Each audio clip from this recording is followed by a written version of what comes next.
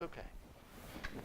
We talk a lot about our open source communities being actually open and being welcoming to people, and we think that that's, really important. And I think the general consensus is that, welcoming everybody is kind of what we want, especially if they have interest in whatever problem it is that our product is solving.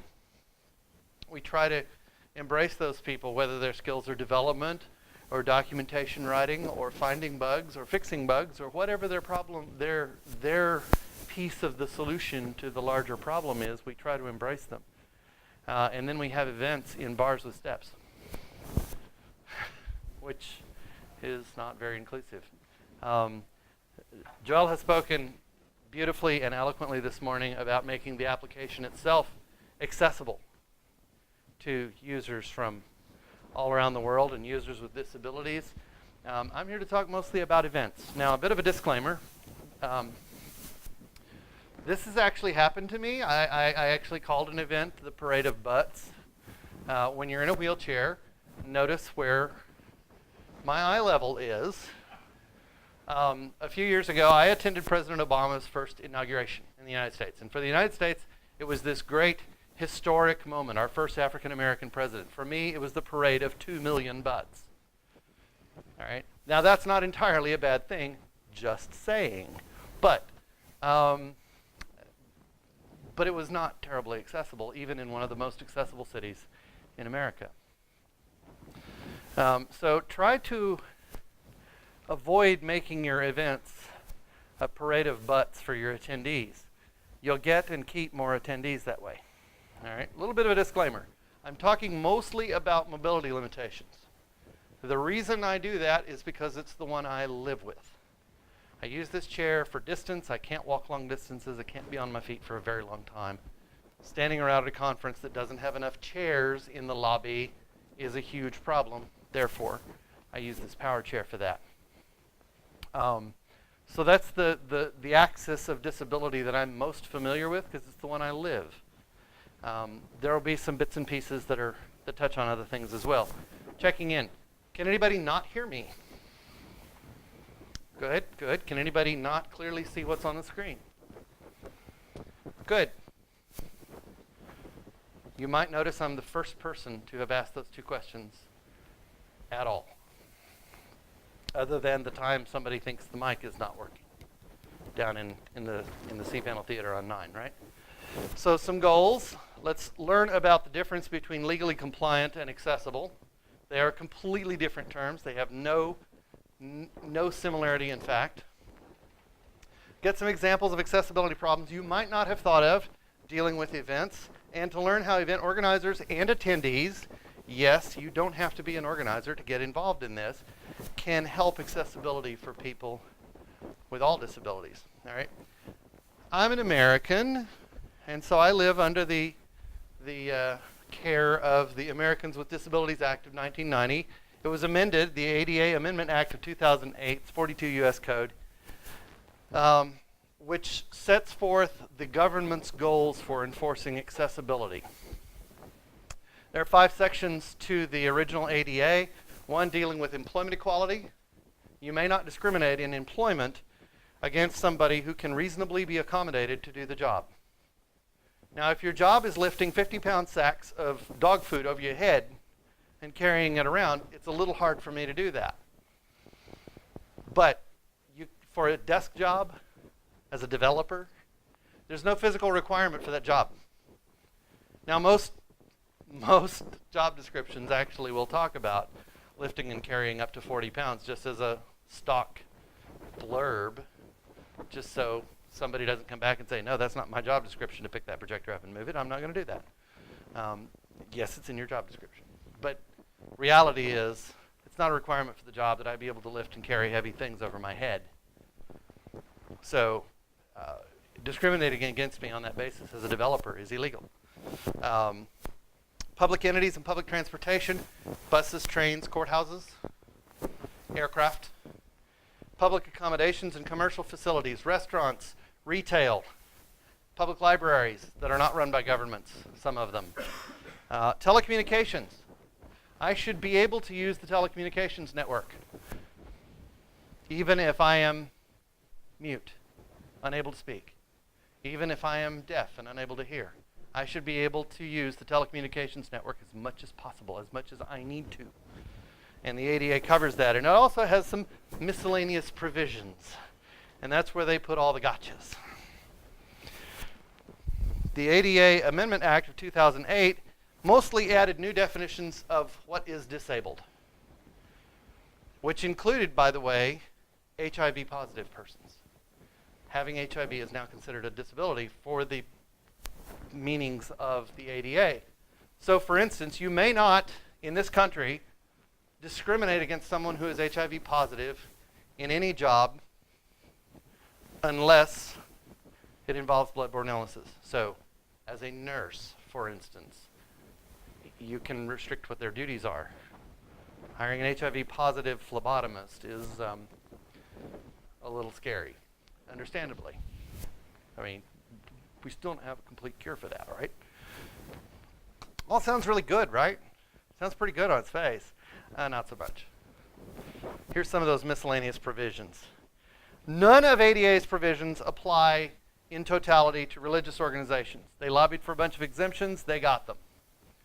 None of them apply fully to religious organizations. Religious organizations can hire and fire whomever they please for any reason whatsoever, and it doesn't have anything to do with your disability. And they can say, we don't hire your kind here, sir, in a wheelchair. And there's nothing whatever that the employee can do about it.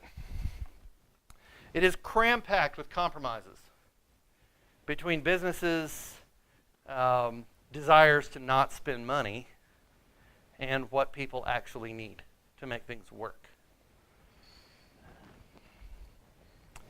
None of Title III, which is public accommodations, applies at all to private clubs or religious organizations, including churches.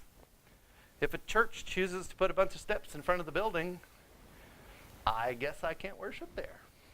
I have no recourse to law whatsoever to force them to put a ramp on. Now, one would think maybe they might actually, follow that thing that's written in that book they read that says, love your neighbor as yourself and want to, but that's not necessarily the case. And in fact, there's a fairly large church in Houston that is practically inaccessible. Other than requiring compliance, there is no benefit to victims of discrimination in Title II or III, for that matter. I can complain about the inaccessibility of TSA PreCheck at the airport in Houston, which I did on Twitter, by the way, on the way here. My first accessibility fail of the trip was in my hometown. But there's nothing whatever in it for me for doing so. I can't call damages on a restaurant that can't serve me because I can't get in there. I get nothing out of it. And the Attorney General investigates and decides if a case can be brought. And the Attorney General in this country most often is a man. 100% of the time so far has been a person who can stand upright and walk on two legs and can see and hear as well as most of us can. So they're not inclined to do that. The equal employment protections, that seems pretty cut and dried, don't you think? But yet 86% of the cases that were brought in the first 8 years of enforcement were dismissed. My employer or my potential employer did not hire me, fired me, or treated me unequally because of my disability. 86% of those cases were dismissed outright. The EEOC refused to try them. Now, here's another miscellaneous provision. The term disabled or disability shall not apply to an individual solely because that individual is a transvestite. Thank you for the dirty word that doesn't, in fact, describe what I am. As a transgender person, I just kind of look at that and cringe. They had to make sure that me being who I am is not a disability, so much so that they put a whole section in just for that. Yay, yay, yay.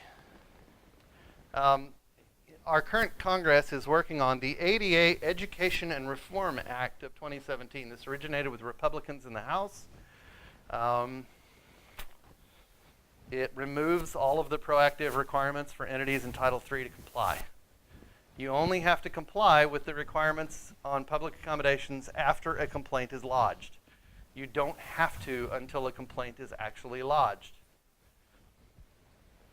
Enforcement, I have to write a written notice with detailed descriptions of the inaccessibility. Now, mind you, if they have other inaccessibilities inside I can't see because I can't get up the steps, how am I going to describe them? Unless I have a buddy who walks up those stairs and goes and tells me. But I have to write this detailed letter and tell them that that is in fact illegal and they need to fix it. They're given 6 months to fix the problem. And if they write a letter back to me that says we're making progress, that extends the 6 months, starts it over. So they can effectively delay enforcement forever. It is in the Senate right now. It passed the House.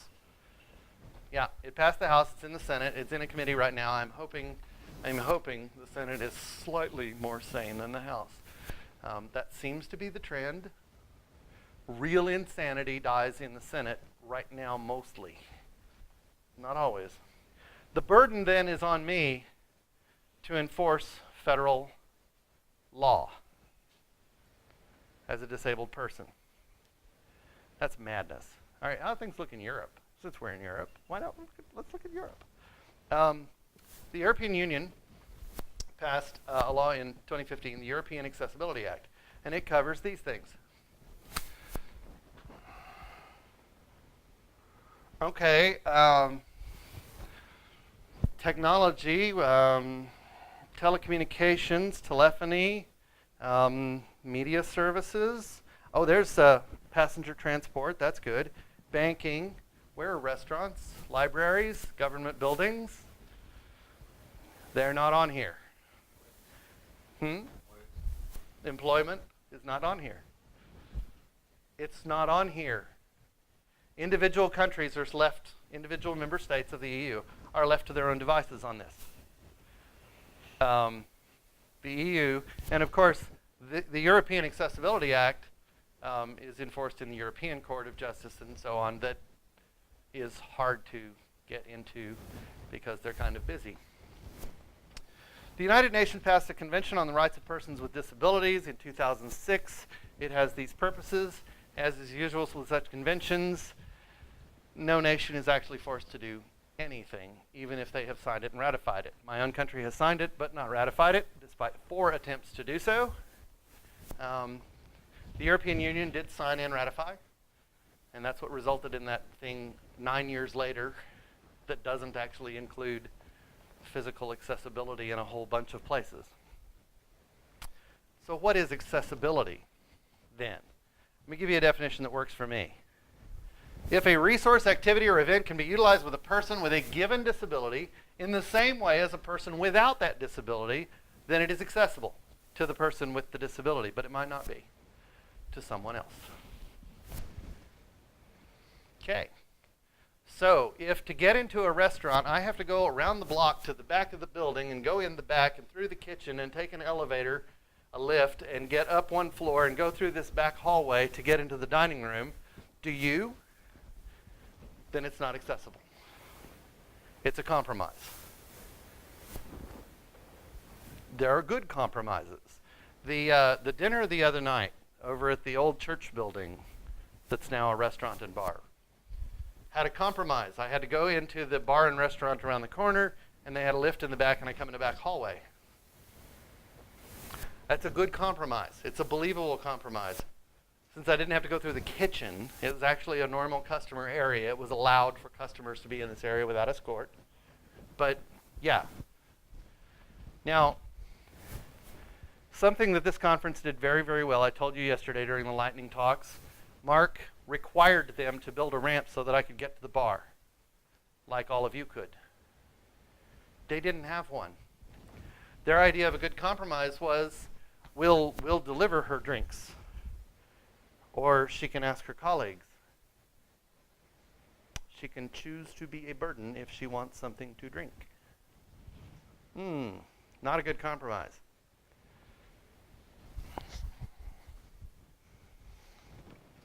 So when going to events, I hear these words occasionally, and they're the most annoying words on earth. Because it's never fully accessible to all people, period. It's never fully accessible to all, period. We've never, ever bumped into one that is fully accessible, actually. So you've heard it, and if I ever hear these words out of one of your mouths, I know to call you on it loudly. All right? Here's some examples. The Raleigh Convention Center, Raleigh, North Carolina. There are escalators to get up to the mezzanine level, which is where you go in for the keynotes, for large presentations, the big theater. The elevators are not visible from either end of the escalators. You can't tell where the elevators are, and there are no signs guiding you. Bar height tables. All these things are as a traffic hazard. If I'm in my chair, a bar height table hits me right here. I can't see what's on it. It's useless to me as a place to put my things, and it is a traffic hazard.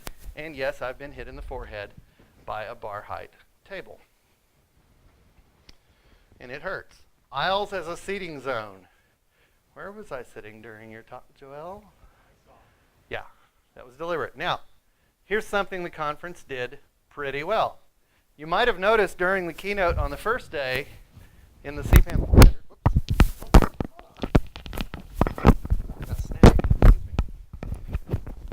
The center aisle was very narrow. I could barely make it down the center aisle, and I was colliding with chairs the whole way in the wheelchair. And I said something to Mark about it, and they removed a column of chairs and reordered everything. So the aisle is now wide enough that I can turn the chair around in it. Barely. Just. Same thing in the room next door. I was able to turn around in the aisle. I pointed that out, and they responded. Aisles are not a good seating zone. In America, it's actually a fire hazard, and the fire marshal will get on you if they come by to inspect a crowded venue and you have wheelchairs sitting in the aisle. It's against the fire code because it's blocking the aisle for people to flee the room. What's the right thing to do?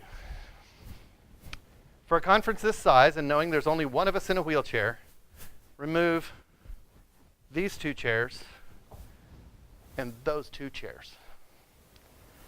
Then I have a choice if I want to sit in the front of the room or the back. Then I have a choice, because you have a choice. You got 40 chairs in the room. Take your pick. I need choices too, or it's not accessible. It's not equal. It's not equal access. Buffets, and then put them on bar height tables, which happens all the time. No, and this height table is all right until you put a chafing dish on it, and then I can't see what's for lunch. First time I went to OSCON, I couldn't see what's for lunch because they had these tall chafers, right? And so another attendee is helping me with my lunch.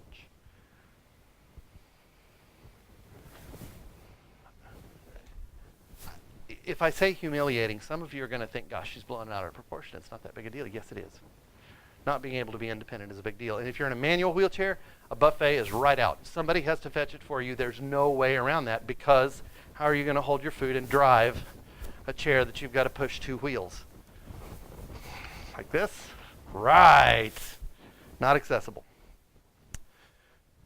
Close to the door seating for wheelchairs. Anybody see where I was during the lightning talks on day one? Right behind the door. If it had opened fully and didn't have a stop there, I would have gotten whacked in the head with a door. But there was no place else to park because the aisles were too narrow, so I couldn't park in the aisle. Side door side trips through the kitchen or other non-public spaces. I shouldn't have to use the scullery to get to the dining room. Just saying, I shouldn't have to go through the kitchen. The health inspector might get grumpy at non-employees being dragged through the kitchen with dirty wheels from coming outside. They don't think about that. Here's some more. Pinch points in crowds and doorways. Narrow spots. All right, so when the previous talk ended, this door opens and people start streaming out. The left-hand door only opened as I'm facing it. And people start streaming out. And about the 10th person out goes, oh, Ruth's sitting there. and holds the door and holds up all the traffic for me to get in. And then some other brilliant person grabbed the other handle and they pulled them both open and they put the door stops in. Ta-da! Problem eliminated. We are problem solvers. Narrow spots are a problem. The first All Things Open I went to, they had really grossly underestimated how big their crowd was going to be. So they had picked some smaller rooms for conference sessions. And so every session I got to, when I got to the doorways, which were all open, I get to the door, all I see is a wall of butts. No chance whatsoever that I can get into the room to see the presentation. I went to a 3-day conference and did not see a single presentation because I couldn't get in the rooms because of the wall of butts. Barricades and tables too close together. I've had this happen a bunch of times where you have barricades and things to create lines, to create queues, and to pinch people into going through something one at a time. When those are too narrow, you can't maneuver. Heavy unautomated doors. If you have a very heavy door, it's nice to have a button to press next to it to cause it to open itself. And then a timeout, a nice long timeout preferably, before it closes itself. In most countries, this is even legal on fire doors, which are the ones that need it the most. And it's not hard at all, hardware hackers, to automate that so that if the fire alarms go off, the automated closer system lets go of the door so that it slams itself shut, so that it won't hang open even if somebody presses that button. It will close quickly and stay that way. Heavy unautomated, I see this in hotels. The one problem with the hotel that Mark put me in, and Mark went to great lengths, keynoting hath its privileges, to make sure that the hotel I was staying in was in fact really accessible. That's why I only stayed one day in Salt Lake City. I had a completely inaccessible, insecure room, and so I'm like, we couldn't find me another place to sleep that was secure and accessible, so I went home immediately after I did my talk. The only problem with the Hampton is that door is outrageously heavy, but I did manage it every time I needed it. Too much furniture, clear space. Okay, a human person standing needs a space about 2 feet square, 2 feet by 2 feet, 4 square feet to stand in.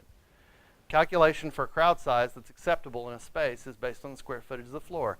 A little less than 4 square feet per person is considered acceptable in a pleasant social space.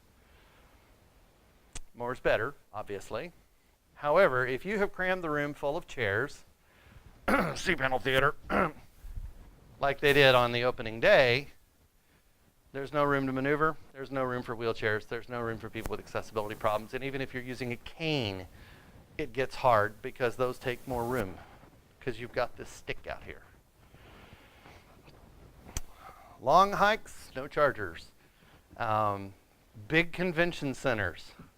Find me a place to plug my chair in and put a note on the conference accessibility policy. This is a big place. Bring your charger if you can. Even better, have chargers. They're pretty standard in most countries. The chargers for wheelchairs are 24 to 27 volts DC, and they use an XLR plug, and it's standardized. So if they had 3 or 4 chargers so that people could plug in and get some more juice for their power chairs, that would be lovely. A raised stage with no wheelchair access for a keynoter in a wheelchair. Anyone remember Amsterdam? Sounds like you know what you're talking about. You might think so. Right. Anyone remember Amsterdam? Just a platform. It's just that high. My tires aren't that tall. Fortunately, I have the privilege of getting out of the chair. Not everyone does. If you've got a person who uses a wheelchair part-time, it's worth asking the question, do we need to get a ramp? If we do, I'll do it, and then do it, right? Conference hotels are their whole new set of problems, but when you're planning your conference at a hotel, it is worth doing to see if their accessible rooms are, in fact, actually accessible. Here's an inaccessible thing you might not have thought of. The height of the beds. Everyone loves the big fluffy hotel beds, yeah? They're really comfy. The problem is if you don't have the use of your legs to transfer from your chair into your bed, how are you going to get in bed? That's my chair, by the way. And that's at the Sheraton in Raleigh, North Carolina. That's where I took that picture. Now, the one in Amsterdam was the same height as the seat of my chair. Perfect. And a difference of a couple of inches is not too big a deal. Most of us can cope with that. And somebody who can't use their legs at all tends to have massive upper body strength if they have use of their upper body. So they can generally manage a small gap. But the larger that distance is, the more problematic it becomes. And then you have to get a transfer board, which, by the way, is a great big heavy thing that you can't really take on an aircraft, to slide across like a bridge. Confusing and missing signage. Restroom signage. Now, this was Amsterdam. No boys allowed was the ladies' loo. No girls allowed was the gentleman's loo. That's clever. That's cute. It's not accessible, especially when it doesn't have any braille. No race characters, no internationally accepted figures. Very clever. Thank you. No. Assumption that the family restroom is also wheelchair accessible. Put the little symbol on it, please, if it is, if it's not just for families. And frankly, I prefer not to have to use the family restroom. I'd prefer to for people who need an attendant while they're in the restroom, or families who have to change babies, whatever. I'd much rather leave that for them. And they're usually vile, because people's little crotch goblins make messes and their parents don't clean it up. No signage at all indicating accessible pathways through and around architectural obstacles, and there are always obstacles. What is the path around this obstacle? Mark it. Okay, you got a flight of stairs, you got a step. What's the path around? Now, one of the things in the UK that they're pretty good about is on the front door of a building, if there is an accessible pathway, they'll have a note. They'll have a sign there that says, please go around to our entrance on West Campbell Street where there's an automated door. That's what the hotel had. They had a sign. Accessible entrance around the corner. That's great. Do that. A little more about restrooms. Let's talk about Let's talk about the loo, shall we? Only one unsigned accessible stall in a great big restroom. This happens in the airport all the damn time. At the far end of the room, with no room to turn around in the aisle, and it's occupied by some watermelon head who's got this big suitcase and because they want more room.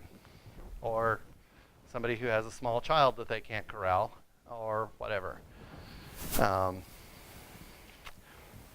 One of my coworkers at cPanel was in the habit of using the accessible stall. And one of her teammates had suggested to her, having seen her come out one time, that that's probably not wise because Ruth is occasionally in her wheelchair and the snark will get turned on pretty hard if she catches you in there without some need, given that there are 3 other stalls for you to choose from that all work just fine. Now, if you have some valid need, that's fine, please. But if you don't, you might want to consider which one you're using. She ignored that advice. And it wasn't too very long later before I came to work in a wheelchair one day. And I go in there, and sure enough, and she's in there. And I just sat, drumming my fingers against the wall, waiting. And she comes out and goes, "Oh, I'm so sorry." And she's never done it again. They can be taught. Yes, I have taught lots of people at conferences. Please don't use that room unless you need it. If you need it, that is fine, but please don't use it unless you need it. Speaking of signage, a minute ago, I was here for part of Monday and all of Tuesday and all of Wednesday before I knew there was an accessible loo on both floors of this building that we're occupying. I gritched about it Wednesday night to Mark, and he said, "But there is one. It's right down the corridor." I said, "Where's the sign?" I go around the corner. I see the sign for men's and women's. I go in. The women's room is tiny. 2 little bitty stalls, no room for the chair. I have to get out of the chair to get on the loo and then back in. And this chair takes up 2/3 of the room. It's this massive space. And one of the staff was in there one day looking at me like, what are you doing in here? But nobody ever said anything. And finally Mark's like, well, it's right down the hall. Thursday morning, the signs went up. Did you notice that? Yeah. Accessible sinks often are not. I've seen more accessible sinks in the UK than I've seen in the US ever. And I've lived in the US for 50 years. Just saying, they're small, they're low, there's not much underneath them. There's a minimum of pipes underneath them so that you can get close to it, to wash your hands, to brush your teeth, whatever. Baby changing station in the accessible stall. Please don't do this, architects. It's rude and it's nasty and it just makes things awful for me because inevitably some parent will spend way too long in there.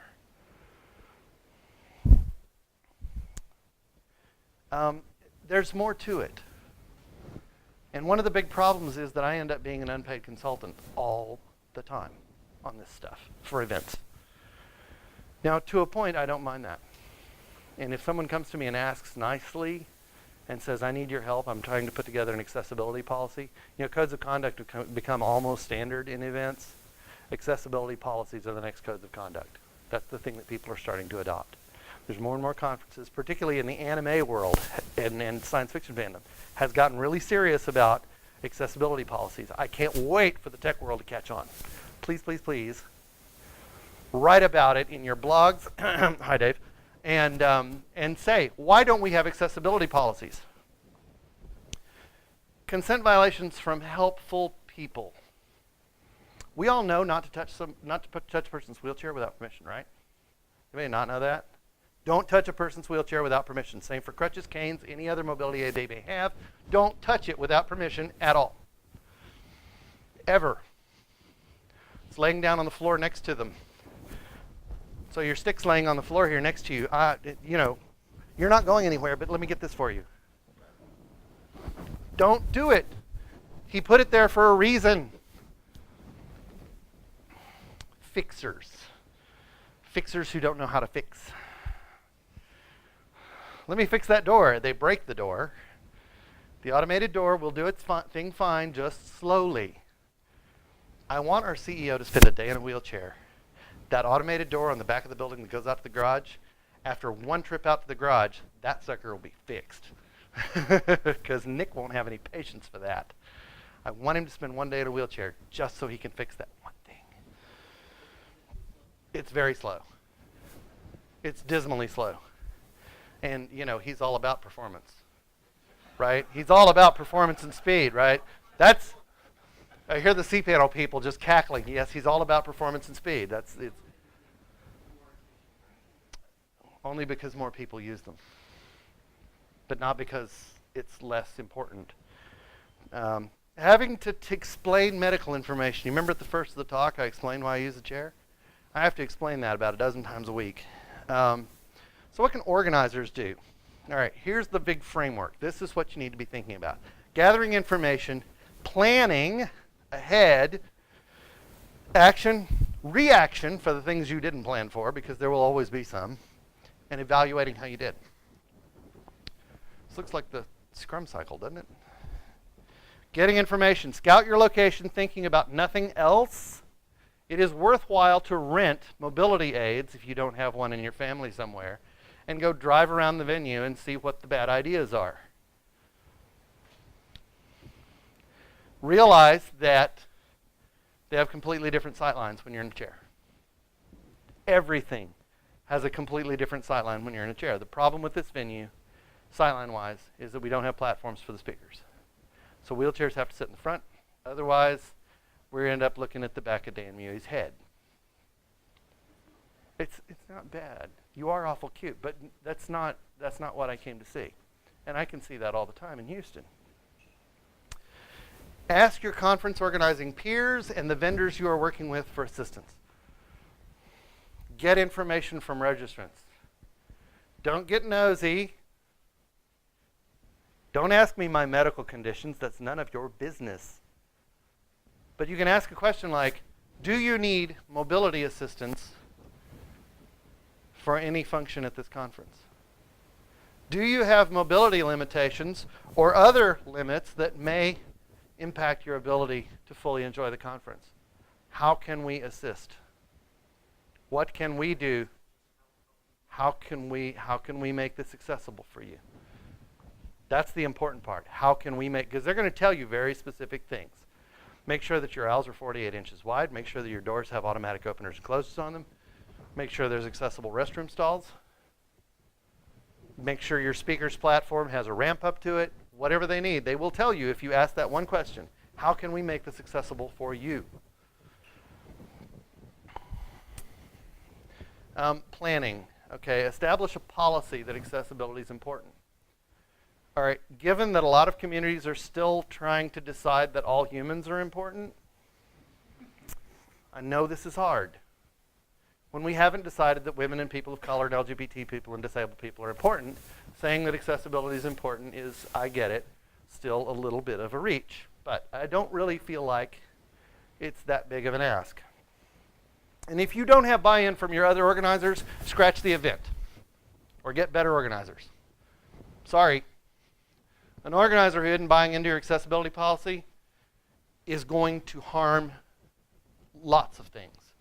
They're going to harm your reputation. They're going to harm your organization's reputation because we talk.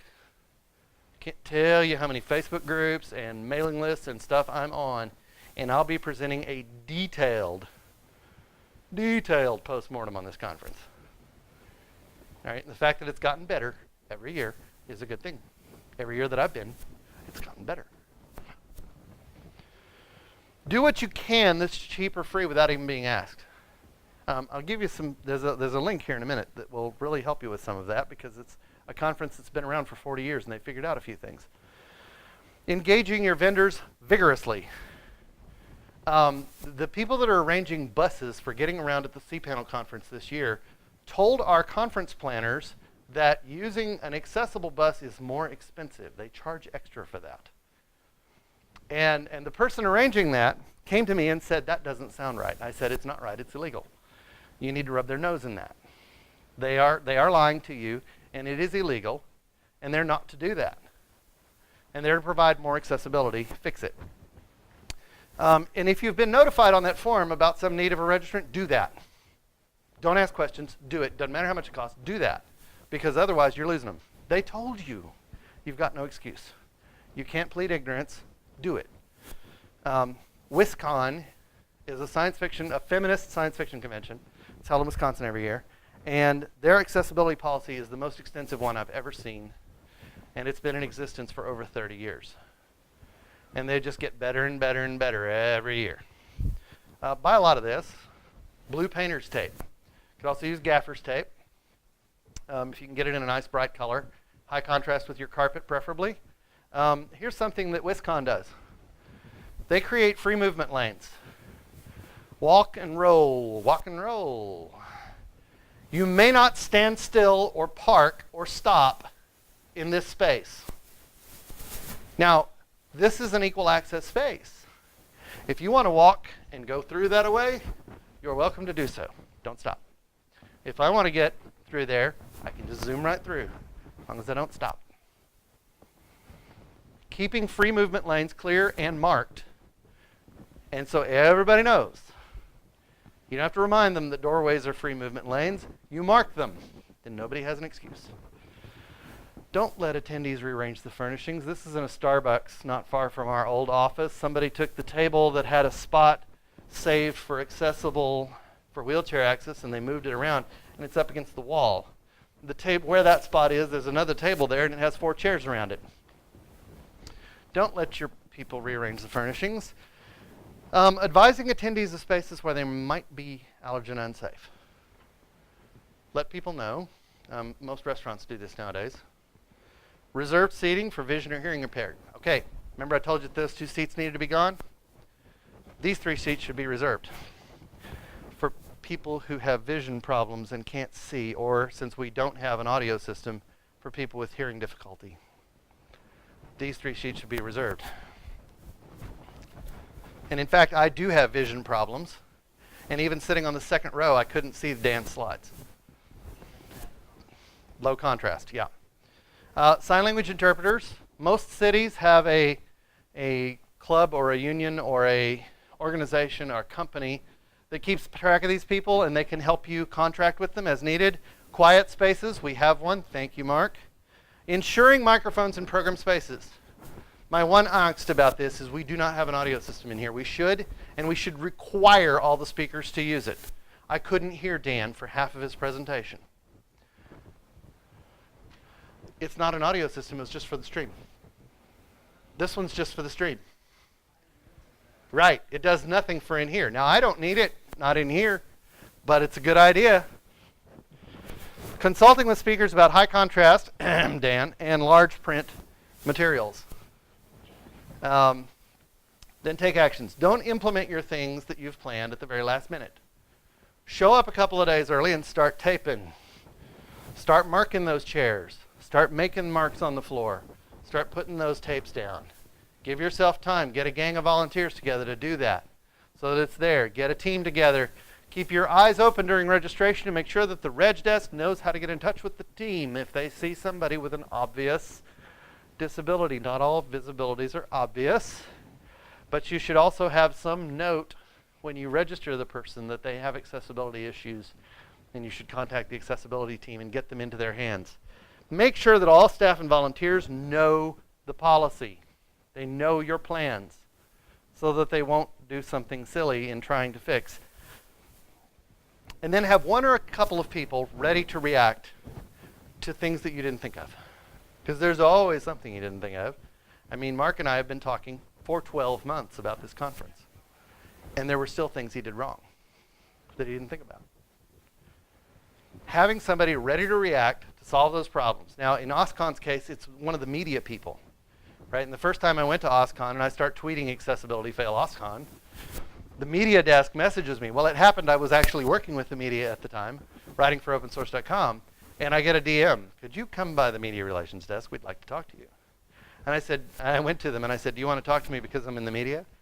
Or because I'm disabled and tweeting about it? Or because it's the right thing to do? Don't answer that question.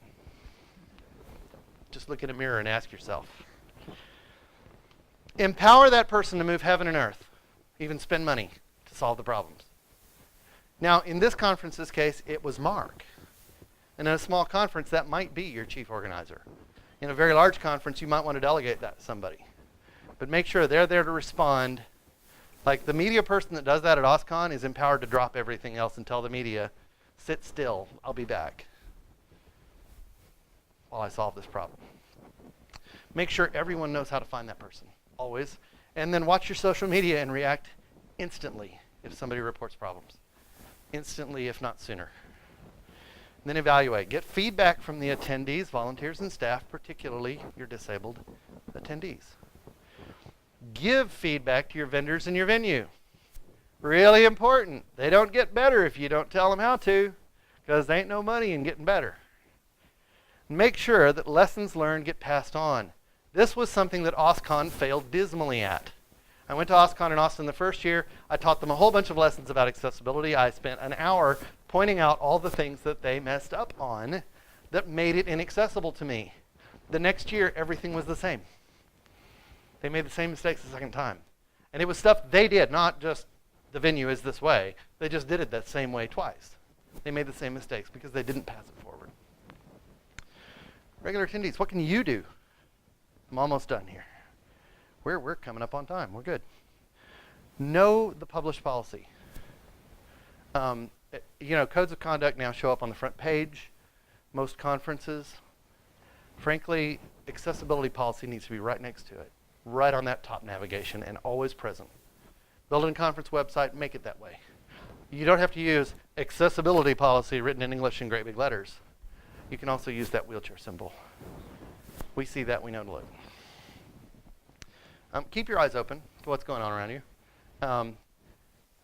As a person who lives in a wheelchair part of the time, I can tell you that there is never any circumstance where walking backwards without looking where you're going is a good idea.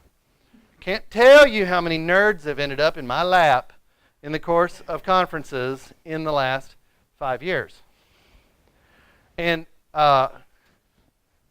you guys with backpacks,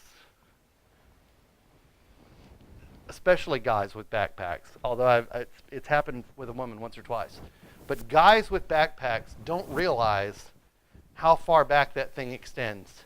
And you swing, and where's my head? All right? I got one in the head at DC. Conk. This guy's backpack just swings around. Here it comes. Bonk. And literally knocked me out of the chair onto the deck. Yeah, hurts. Don't do that. Watch what you're doing. Pay attention to how big you are. You're a lot bigger than me. Despite the fact that I'm 6'1" and way more than I should. You're still taller than I am. And if you're extending back this far because your backpack is there, pay attention to that thing. If the conference has no parking zones, walking lanes, movement zones, please politely help enforce them. Be nice to your colleagues, but remind them that this is a no standing zone. Please don't park in the doorways. Remind your colleagues not to stand in doorways and aisles, even if they are not marked. Doorways and aisles also are fire escapes for all of us. Please help keep them clear. Offer help politely.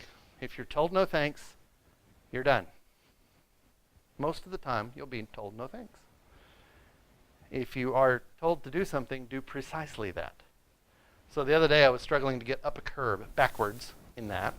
And this gentleman walking along the streets, this Scot, comes up to me and he says, "Ma'am, may I help you?" And I said, "Yes, you may. Take that bar on the back, pull it up and back until I tell you to stop." And he went by and he pulled it up and he started walking backwards. My wheels caught. I said, "Okay, we're done." And he let go. And he walked away.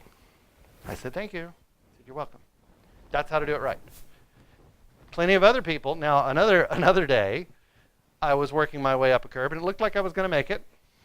And Scott walks by and he says, "Can I help you?" And I said, "No, thanks. I think I've got it." He waits. He was this great big guy with this huge beard. Probably a tech nerd. He'd fit right in here. And, with some techie t-shirt on. And he's like, "All right." And he waits. And I get up the thing. And this huge grin pops up in the middle of this huge beard. And this big thumbs up. And then he goes on his way. That'll do. And if you can use the stairs, use them. Mark made a point of saying that in the conference notes. Keep the lifts for people who need lifts. If you need them, that's fine. And obviously, if you're going from the ground floor up to this facility, you're going to want to use it at least some of the time. But, to go from 8 to 9 or 9 to 8, if you can use the stairs, please do. We've got a 10-minute passing period on some of these. Stay out of the accessible restroom stall unless you need it. If you need it, that's fine. I don't mind sharing. If you don't need it, I do mind sharing because I only have one choice on each floor. And I know in the ladies, you have 2 choices on each floor. I don't know what it is in the gents. Right. You have more choices. I don't have any choices. Please recognize that. Accessibility belongs to everybody. It's for everybody, and it's everyone's job to pay attention to it. And if everyone can pay a little more attention, then more people win. You attract more people to your community. You keep them because, remember, we talk. You get more of them, and you bring in more of the people you want. You bring in more diverse opinions, then you get better applications. You get better work. Whether it's your job, an open source organization, civic club, doesn't matter. Everything gets better the more diversity you have.